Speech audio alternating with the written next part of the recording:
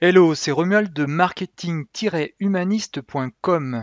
Dans cette vidéo, je vais vous parler de stratégie de trafic. Alors, je vais vous donner une vue d'ensemble de la stratégie de trafic parce que ce module va être découpé en sous-modules. Il va y en avoir beaucoup. Donc, on va d'abord traiter de la vue d'ensemble. L'objectif d'avoir une stratégie de trafic, c'est quoi? C'est de toucher plus de prospects qualifiés. Concrètement, ça veut dire quoi? Toucher plus de prospects qualifiés. Ça veut dire faire en sorte qu'il y ait plus de monde qui voit vos offres, plus de monde qui voit votre site, plus de monde euh, qui prennent conscience que vous existez. En gros, c'est plus de visibilité et c'est aussi euh, offrir plus de possibilités d'achat. Donc, pour pouvoir toucher plus de prospects qualifiés, il faut mettre en place une stratégie de trafic. Cette stratégie de trafic, elle se développe de la manière suivante. Il faut d'abord explorer votre thématique. D'une certaine manière, on va revenir dessus. Ensuite, il faut trouver les mots-clés liés à la thématique. Il faut comprendre la frontière du gratuit et du payant. Il faut établir un planning éditorial, donc c'est un planning de publication, que vous fassiez de la vidéo, des articles ou autre chose. Il faut que vous compreniez le rapport entre Google et les articles que vous écrivez et les clics, comment ça fonctionne. Le rapport entre YouTube et les vidéos que vous mettez sur YouTube. Comment faire en sorte que vos vidéos soient vues. Il faut que vous compreniez comment fonctionnent les podcasts et comment faire que vos podcasts soient écoutés. Comment fonctionnent les communautés en rapport avec les réseaux sociaux. Il y a une vraie problématique qui est les deux sont liés. Ensuite, comment vous faites une fois que vous avez créé tout ce trafic sur votre site internet pour capter les visiteurs? On verra ce que veut dire capter un visiteur. Et une fois que vous avez capté ces visiteurs, ils sont devenus des inscrits. Qu'est-ce que vous devez faire des inscrits? Donc ça, c'est ce qu'on va voir dans les différents modules de cette stratégie de trafic. Là, je viens de vous donner une vision d'ensemble et on va détailler un petit peu cette vision d'ensemble. Explorer la thématique, ça veut dire quoi? Prenons un exemple, l'exemple de la naturopathie. Mettons que vous soyez naturopathe et que vous cherchiez à avoir plus de clients, plus de prospects qui viennent sur votre site internet et qui achètent vos conseils. Mettons que vous vendez du conseil gratuit enfin, du conseil pas gratuit, du conseil par Skype, du coaching. Voilà, c'est ça le mot que j'ai cherché. Du coaching par Skype en tant que naturopathe. Vous allez avoir des mots-clés comme naturopathie est un mot-clé de votre thématique. Vous allez avoir le mot santé, le mot naturel, le mot après bilan de santé, le mot plante, le mot huiles essentielles, le mot bain, l'eau, la boue, le soleil, ou bain d'eau, bain de soleil, bain de boue. Voilà. Évidemment, j'ai pas tout fait. Ça comprendrait des centaines et des centaines et des centaines, peut-être même des milliers de mots. Ce que vous devez faire, et je vous engage à commencer à le faire tout de suite, même si on va l'explorer dans une autre vidéo, je vous engage à prendre un crayon ou à prendre le logiciel que j'utilise, qui est le logiciel FreeMind, à mettre le mot-clé de votre thématique au centre de votre carte mentale. Vous mettez naturopathie et vous explorez tous les mots qui vous viennent autour de la naturopathie. Et à partir de tous les mots qui vous viennent comme santé et naturel, vous essayez ensuite de rayonner, de trouver encore tous les mots qui sont liés aux mots-clés naturels et ainsi de suite. Et vous, huiles essentielles par exemple, ici regardez, on pourrait mettre chémotype. D'huiles essentielles, on pourrait mettre thymol, c'est une des molécules majeures en aromathérapie. On pourrait mettre effectivement aromathérapie, voilà, et ainsi de suite, et ainsi de suite, et ainsi de suite, et ainsi de suite. On pourrait mettre quelque chose de tout bête, flacon. De flacons, on pourrait les mettre préparation. On pourrait mettre formule. Voilà. Et avec ces mots-clés-là, vous allez ensuite avoir la possibilité de hiérarchiser l'information que vous voulez donner aux gens. Ça va vous servir à deux choses. Par exemple, si vous devez écrire des articles, écrivez des articles sur les huiles essentielles, écrivez des articles sur les plantes, écrivez des articles sur les bains de soleil, les bains de boue, les bains d'eau, écrivez des articles peut-être spécifiquement sur le chémotype, et ainsi de suite. Mais l'article sur le chémotype, il a la possibilité de pousser, et on y reviendra, de pousser l'article majeur sur les huiles essentielles, le thymol, la même chose, l'article sur l'aromathérapie, la même chose, l'article sur les préparations d'huiles essentielles, il peut encore pousser cet article-là. On reviendra à ces stratégies-là, mais ça permet de hiérarchiser votre information, votre système d'information. Donc, commencez par ça. Donc là, ça veut dire que concrètement, vous pouvez tout à fait mettre la vidéo sur pause et faire cet exercice. Vous en avez pour des heures et des heures, et il va falloir y revenir plusieurs fois. Je vous conseille de travailler 1 heure, de laisser reposer, de reprendre le lendemain, 1 heure, laisser reposer, le lendemain, 1 heure, et puis après, une fois que vous avez du mal vraiment à aller plus loin, bah, vous l'oubliez pendant une dizaine de jours. Et vous revenez dessus. Vous allez encore pouvoir compléter parce que vous aurez changé d'état d'esprit et vous allez pouvoir compléter votre mind map et vous allez voir que elle va grossir encore. Alors pourquoi je vous demande de faire ça? Parce que bah, le jour où vous devez ouvrir un blog et puis décider des grandes catégories, par exemple de la naturopathie, vous allez peut-être pouvoir dire santé, naturel, ou alors décider de mettre plantes, huiles essentielles et bains, comme des sous-rubriques de naturel par exemple. Et sous-rubrique de bain, bah, il y aura peut-être eau, soleil et boue. Voilà. À condition ensuite de faire plusieurs articles dans chacune de vos sous-catégories. Donc ça c'est la première chose. Mais ça va vous servir à une deuxième chose, ça va vous servir à trouver les mots-clés, identifier les mots-clés majeurs de votre thématique. Un mot-clé, c'est quoi? C'est un mot, quand vous allez sur Google et que vous tapez web marketing, en fait, vous cherchez, quelque chose lié par exemple, si vous cherchez une formation en web marketing, qu'est-ce que vous allez taper? Vous allez taper formation web marketing. Ce mot-clé, ça c'est un mot-clé, formation web marketing, il est destiné à faire en sorte que vous trouviez les résultats les plus pertinents en ce qui concerne les formations web marketing. Donc il y aura tous les sites qui forment au web marketing qui vont sortir en premier et ainsi de suite. C'est exactement la même chose pour votre thématique de là, par exemple la naturopathie. Donc partant de là, c'est quoi un bon mot-clé? Un bon mot-clé, c'est un mot-clé pour que les gens puissent vous retrouver. Et il y a deux types de mots-clés. Des mots-clés pour les articles et des mots-clés pour les vidéos. Pourquoi je vous dis ça? Parce que les articles, il y en a énormément qui ont été publiés, des articles texte, il y en a énormément qui ont été publiés sur la toile. Et aujourd'hui, c'est quand même extrêmement difficile de se référencer sur des mots-clés majeurs. Par exemple, je suppose que si je tape huiles essentielles, je vais avoir plusieurs dizaines de milliers de recherches par mois qui sont faits sur le mot-clé huiles essentielles. Ce qui se passe, c'est que tout le monde veut être référencé sur le mot-clé huiles essentielles. Et vous allez avoir des centaines et des centaines et des centaines de milliers d'articles qui sont déjà écrits sur les huiles essentielles. Donc moi, si j'en rajoute un de plus, j'ai très très très peu de chances d'arriver à me référencer sur la première page de Google sur le mot-clé huile essentielle. Par contre, ça c'est la version article, par contre, pour les vidéos, ça ne fonctionne pas de la même manière. Le référencement ne fonctionne pas du tout de la même manière.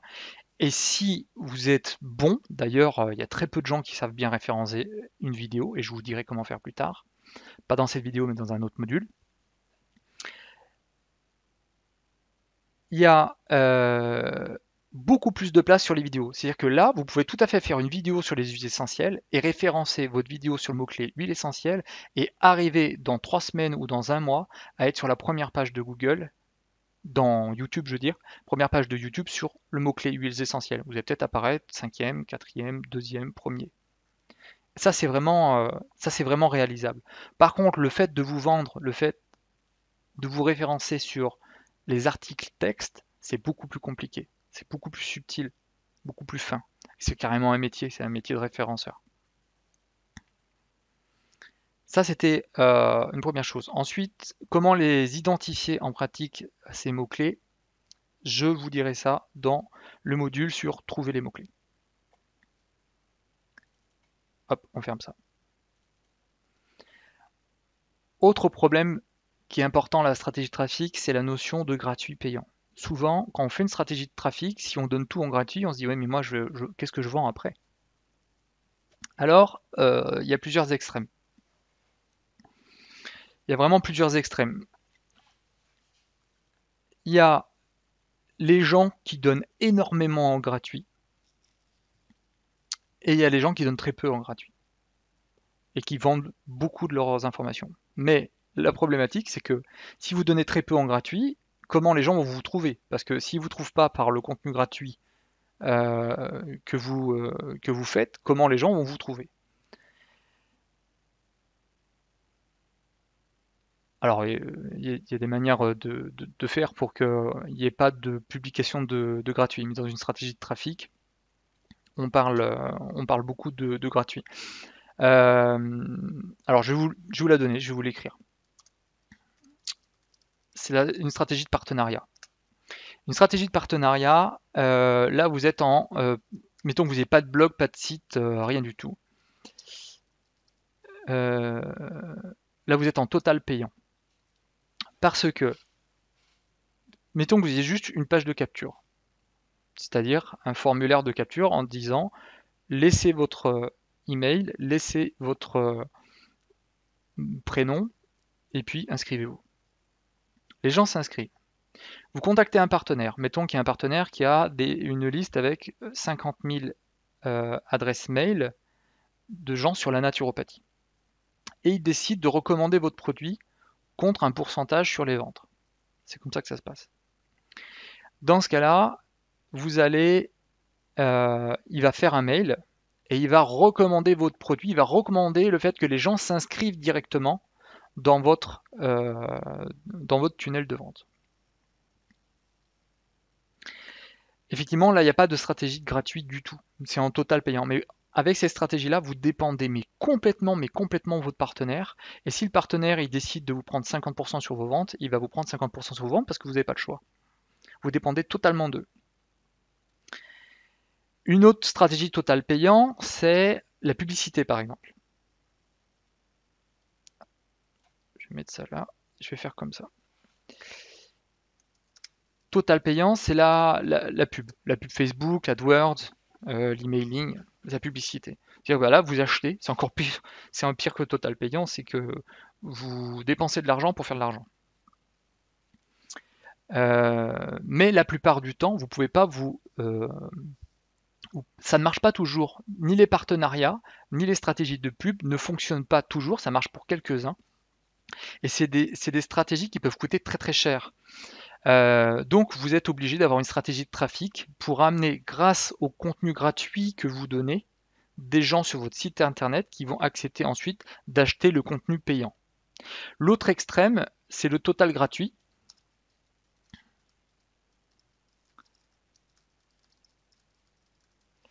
Le total gratuit, c'est par exemple marketinghumanist.com. Si vous regardez cette vidéo, vous êtes peut-être sur la plateforme marketinghumanist.com. Sinon, vous pouvez y aller. Marketinghumanist.com, nous, on a décidé de donner tout en gratuit, tout notre savoir en gratuit et de vendre notre temps. Donc effectivement, on ne garde pas du contenu payant sur le coup pour le revendre plus tard. On donne tout pour faire en sorte que vous soyez un maximum de gens à bénéficier de notre savoir. Et aussi, le but pour nous, c'est que vous soyez un maximum de visiteurs à venir sur la plateforme et à nous demander nos conseils et notre accompagnement et peut-être même à faire directement des choses pour vous techniquement et au niveau stratégique. Donc en fait, vous nous payez une fois que vous nous avez identifié. C'est nous comme ça qu'on a considéré les choses. Donc vous voyez, il y a soit du total gratuit, soit du total payant. Le total gratuit, ça demande effectivement énormément de stratégies de trafic qu'on est en train de mettre en place. D'ailleurs, peut-être que vous êtes en train de regarder cette vidéo sur la plateforme, mais peut-être aussi que vous êtes en train de regarder cette vidéo sur YouTube, sur Facebook ou ailleurs. Donc vous voyez que vu qu'on donne notre contenu gratuitement, c'est un moyen aussi pour nous de nous faire connaître. Et donc de ramener des gens sur notre plateforme, et donc de ramener des gens dans nos listes de prospection, et faire en sorte qu'il y a des gens qui nous payent en achetant des services. Entre total gratuit et total payant, vous avez total gratuit, on va le mettre là-haut. Vous avez les. Alors, le modèle qui se rapproche le plus, c'est le modèle du blogging où vous faites plein d'articles. Ça, c'est quelque chose qui se voit énormément sur Internet. Vous faites plein d'articles, plein de vidéos, plein de choses. Et puis, le but du jeu, c'est que les gens achètent sur la boutique. Achètent des produits, achètent des services, ainsi de suite. Donc, vous donnez énormément dans vos articles. Vous donnez beaucoup de choses, beaucoup de choses, beaucoup de choses, beaucoup de choses. Il y a souvent des gens qui ont 400, 500, 1000 articles. J'ai même une cliente qui a 5000 articles. Elle en écrit plusieurs par jour depuis un bail. Et le but du jeu, bah, c'est qu'ils achètent simplement ces livres. Bon, bah, voilà, c'était comme ça au départ. C'est un modèle qui a fonctionné et qui continue de fonctionner et qui peut faire des revenus récurrents, mais qui est très améliorable, notamment grâce à une stratégie de tunnel de vente. Le tunnel de vente, c'est quoi? C'est des gens qui vont venir donner leur email contre un cadeau. Souvent, c'est un PDF, on leur donne une dizaine de pages à lire. Ça peut être un vrai livre, c'est une série de vidéos gratuites, on appelle ça aussi des mini-formations. Mais en général, le tunnel de vente, c'est 4 vidéos gratuites et ensuite on vous dit si vous voulez aller plus loin, il faut payer le reste de la formation.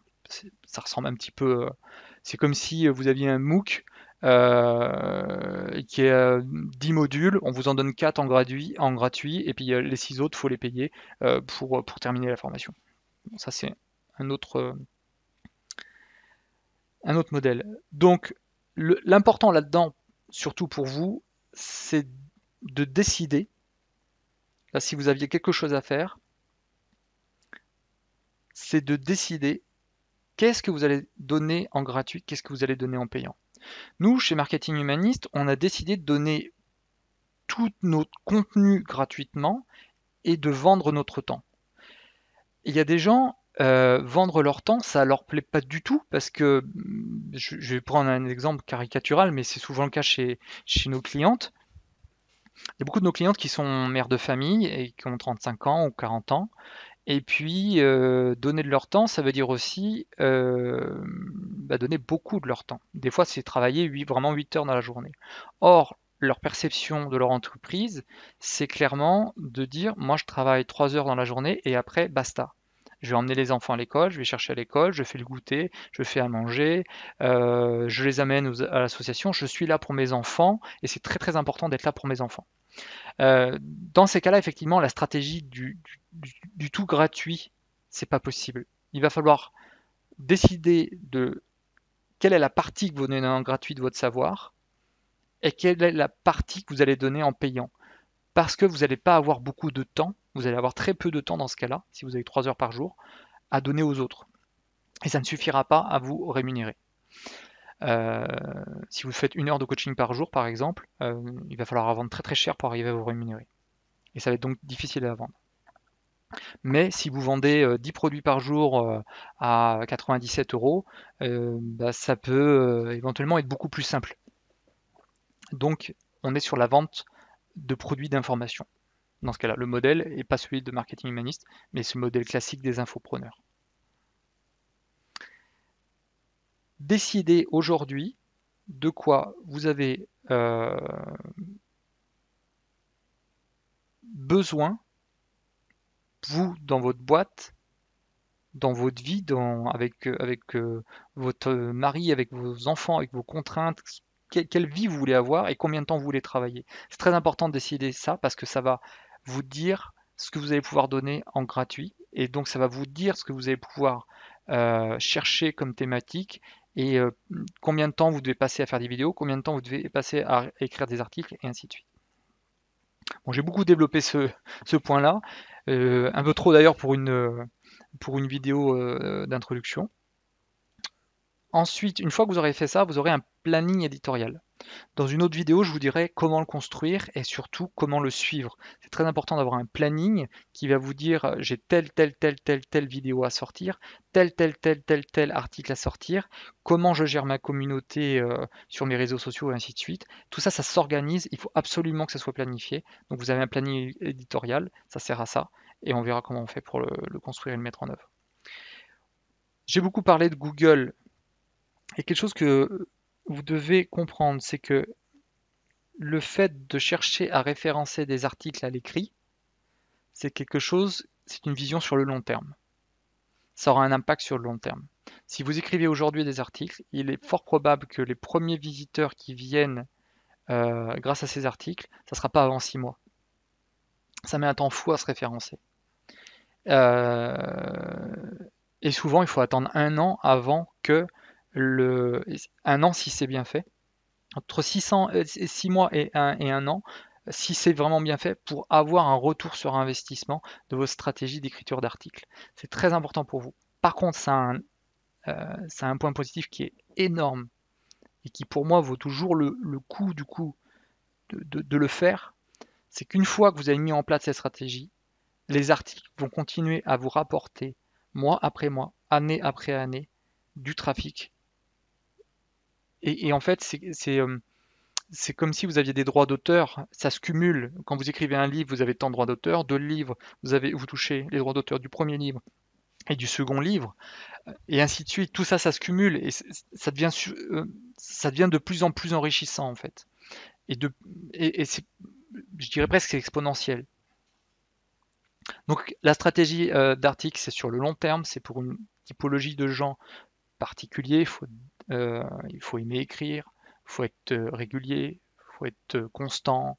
Euh, c'est pas forcément abordable par tout le monde, mais quand on peut le faire, c'est absolument génial parce que le retour sur investissement est là à long terme. Et le plus important pour une boîte, ça reste le long terme parce que à force de travailler à court terme, ça veut pas dire qu'on va avoir à bouffer dans 3 mois, quoi. Donc ça, c'est important. On parlera aussi du SEO, c'est comment on fait pour référencer un article à l'écrit, simplement en blogging, quoi. YouTube et les vidéos.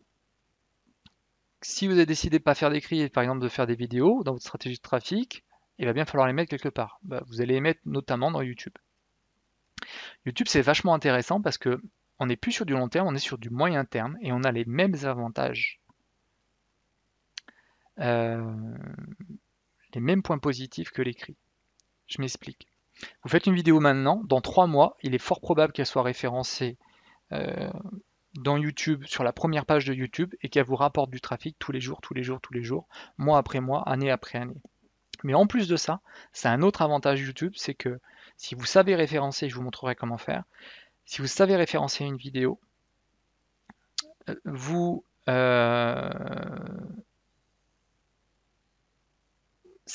voilà, l'autre avantage, c'est que c'est vraiment très simple. Tandis à l'écrit, c'est quand même assez compliqué.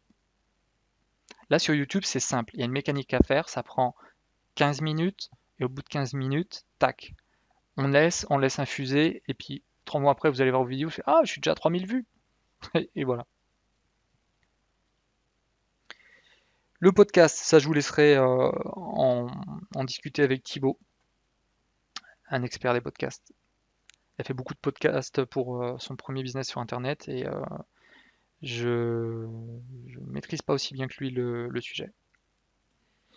Communauté et réseaux sociaux, ça c'est clairement quelque chose à court terme. Les réseaux sociaux, vous pouvez poster un article, poster une vidéo et avoir dans la journée des retours sur investissement. Vous pouvez avoir des gens qui achètent vos produits dans la journée. Pas besoin d'attendre 3 semaines, ni 1 an, ni ainsi de suite. Donc vous voyez bien qu'on est sur 3 types de couches de trafic.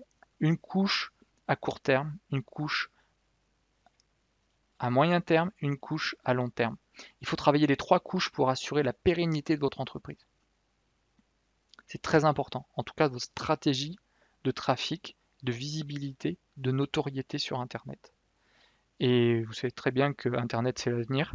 L'avenir, on est déjà en plein dedans depuis déjà des années, mais ça sera encore plus l'avenir dans l'avenir. Donc, il faut pérenniser court terme, moyen terme, long terme. Et surtout, moyen et long terme, c'est vraiment très très important. Les réseaux sociaux, donc, c'est beaucoup de court terme. L'important, et je vous dirai comment créer votre communauté, on prendra l'exemple de Marketing Humaniste et de Facebook. Nous, on a créé une communauté à part. On a choisi de faire une communauté en dehors de Facebook. Mais beaucoup de communautés peuvent être créées sur Facebook. Je dirais 90-95% des communautés peuvent être créées sur Facebook. On trouve vraiment de tout et tout le monde sur Facebook. Donc c'est dommage de s'en priver. Et les outils de réseaux sociaux, enfin, ouais, comment dire, les outils qui servent les réseaux sociaux dans Facebook sont quand même très très bien faits. Vous avez des groupes, vous avez des pages, et ça vous permet quand même de vraiment comment dire de coaguler plein de gens ensemble pour faire en sorte d'avoir une audience cohérente et homogène. Bah, sur Facebook, c'est tout à fait possible de le faire. Il y a déjà des résultats et des gens qui ont des réussites là-dessus. Nous, on a fait un choix, c'est de le faire sur Marketing Humanist, donc en dehors de Facebook. Ça peut être intéressant de voir pourquoi on a fait ça. Pour rien vous cacher, c'est encore quelque chose en test. Du coup, vu qu'on le fait en dehors de Facebook, ça crée des difficultés, mais ça a aussi ses avantages. Peut-être que quand je ferai la vidéo dans quelques semaines, on aura décidé directement d'aller le faire sur Facebook parce qu'on est en mode test and learn, donc on essaie de voir si on peut pas faire une communauté avec tous les outils et créer une communauté avec des outils spécifiques euh, pour les humanistes, pour les thérapeutes, les conférenciers, les auteurs et les coachs, quoi. Parce que par moment, Facebook, ça paraît un petit peu limité. Une fois que vous avez plein de gens qui lisent vos articles, répondent à vos vidéos, regardent vos podcasts, sont sur votre communauté et ainsi de suite, bah, il faut capter les visiteurs. Il faut capter les visiteurs, c'est-à-dire qu'il faut les ramener sur votre site internet et faire en sorte euh, qu'ils s'inscrivent. Alors, capter un visiteur, ça veut dire avoir un moyen de le recontacter. Les moyens de le recontacter, c'est avoir par exemple une notification. Vous savez, là vous voyez de plus en plus de notifications comme notification Facebook.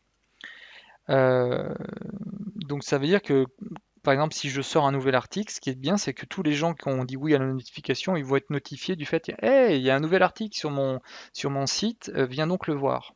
Voilà, donc c'est un moyen de le recontacter. Il y a l'email, le fait que vous laissez votre email sur un site internet, la personne va se donner le droit de vous recontacter. Sinon, en France, il n'y a pas le droit. C'est ce qu'on appelle des contacts opt-in.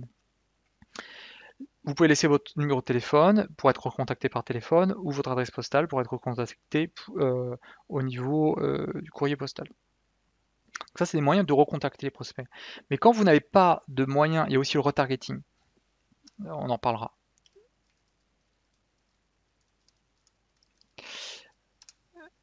Ça, c'est un moyen de recontacter la personne de manière non sollicitée. Euh,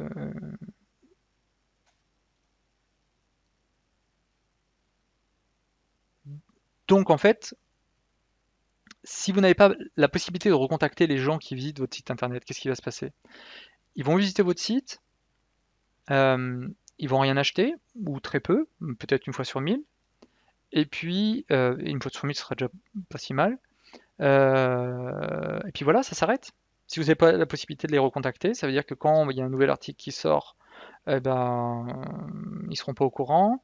Quand vous avez quelque chose à leur vendre, ils seront pas au courant. Quand vous avez quelque chose à leur dire, ils seront pas au courant. Quand vous créez un événement physique, ils seront pas au courant. Quand vous avez décidé d'offrir 10 séances Skype, bah, ils seront pas au courant. Enfin bon, ils seront au courant de rien de ce qui se passe. Donc c'est très important d'avoir un moyen de les informer de ce qui se passe sur, sur votre business, sur votre activité en fait, et globalement, et sur votre communauté.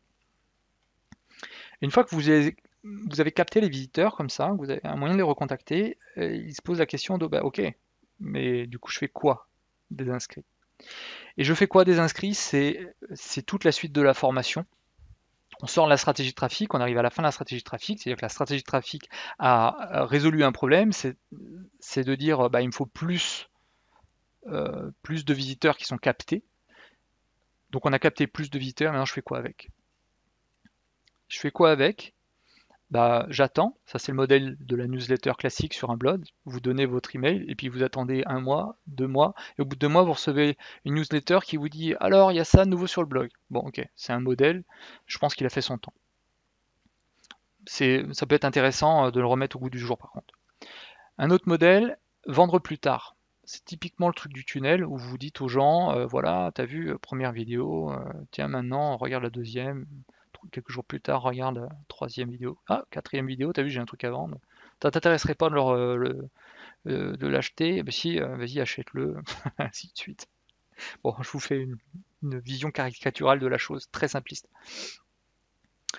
Euh, Ça, c'est le modèle du tunnel. On le voit un peu plus tard. Et il y a un autre modèle, c'est vendre tout de suite. Ce qu'on appelle le one-time offer, par exemple, à l'inscription. Donc, vous inscrivez et bam, vous tombez sur une offre. Alors après, on en discutera. Faut le faire, faut pas le faire. C'est éthique, c'est pas éthique. C'est agressif, c'est pas agressif.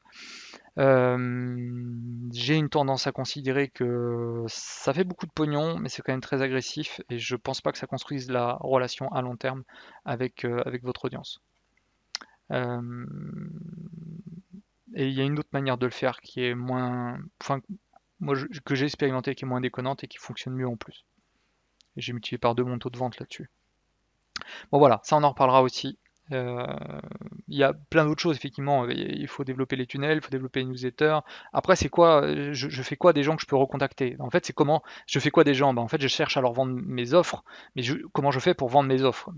Dans la suite de la formation, on parlera donc plus spécifiquement des tunnels de vente et comment on fait pour faire en sorte que les gens achètent vos offres. Voilà, on a fini au bout de 30 minutes ce tour, cette vision d'ensemble un petit peu de la stratégie de trafic. J'espère que c'est plus clair pour vous. Globalement et en deux mots, une stratégie de trafic, c'est pour faire en sorte qu'il y ait des visiteurs qui viennent sur votre site et que vous puissiez capter ces visiteurs pour pouvoir les recontacter ensuite et leur vendre quelque chose. Voilà, en 15 secondes, c'est ça. J'espère que ça vous a intéressé. Si vous voulez en savoir plus, vous pouvez toujours aller sur marketing-humaniste.com. Vous allez trouver plein d'autres vidéos. On fait que ça, vu qu'on donne tout notre savoir gratuitement et on vous vend notre temps. Au revoir.